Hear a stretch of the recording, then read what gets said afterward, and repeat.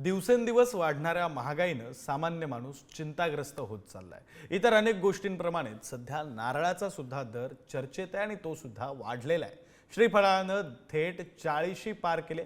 पाहूया या संदर्भातला हा सविस्तर वृत्तांत। श्रीफळाची 40 पार। दैनंदिन वापरातला नारळ महागला। कर्नाटकातून हजारो टन नारळांची आयात।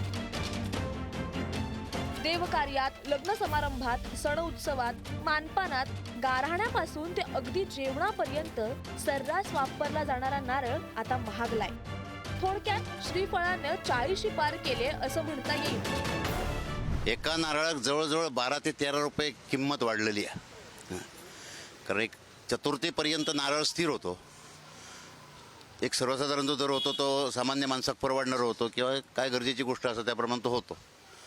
परंतु चतुर्थीच्या नंतर जे नारळात दरात वाढ होत गेली ते आतापर्यंत 1 रुपये 2 रुपये 3 रुपये असा करीत करीत जवळजवळ प्रति नारळ 12 ते 13 रुपये दर वाढलेलो आहे आणि प्रचंड मार्केटची अवस्था कठीण झालेली आहे। सर्वसामान्य माणसाला महागाईचे चटके बसत असतानाच नारळाचेही दर वाढले। हवामान बदलाचा परिणाम फळबागांना बसतोय, त्याचाच हा परिणाम। सातत्यानं बदलणाऱ्या हवामानामुळे नारळ उत्पादनही घटलंय। नारळ महाग जाण्याचं आमच्या दृष्टीने जी कारणं आहेत ती अशी आहेत की नारळाकडे आपल्याकडे माकडांचा प्रादुर्भाव होतच होता नेहमी गेली 5-6 वर्ष। पण यावर्षी जूनपासून बघितलं तर फळ लागच कमी आहे। एकूण रोग आहे की काय अजून त्या म्हणजे कृषी खात्याकडनं पण हे केलं नाही, पण फळाची धारणा जी आहे ती निम्म्यापेक्षा कमी आहे। त्यामुळे थोडं दर वाढ वगैरे म्हणजे आम्हाला नारळच कमी मिळत आहेत। नारळाचा प्रतिनग दर 25 ते 50 रुपये, नारळाचा प्रति किलो दर 75 रुपये। दैनंदिन वापरातल्या नारळाची किंमत वाढल्यामुळे सर्वसामान्य ग्राहकांच्या खिशाला मोठी कात्री लागते। त्यामुळे गृहिणींच्या रोजच्या वापरातील नारळ मोजून मापून वापरला जातोय। बहुतेक ठिकाणी तर नारळाचा स्वयंपाकातील वापरही काहीसा कमी होताना दिसतोय। शिवाय बाजारपेठेतील नारळ विक्रेत्यांची संख्याही आता कमी झाली आहे। गेल्या वर्षीच्या म्हणता येत नाही, पण सलग 5 वर्षे 16 पासून नारळ हा स्वस्तच होता। या वर्षी फक्त 25 मध्ये त्याचे दर वाढलेत। आमचे तरी विक्री दर 50 रुपये हे हाय होते याच्या अगोदर। आता आम्ही 75 रुपये किलोने विकतो। दर कमी राहिला त्याच्यामुळे वाढण्याची शक्यता असते, ती पण शक्यता असू शकेल।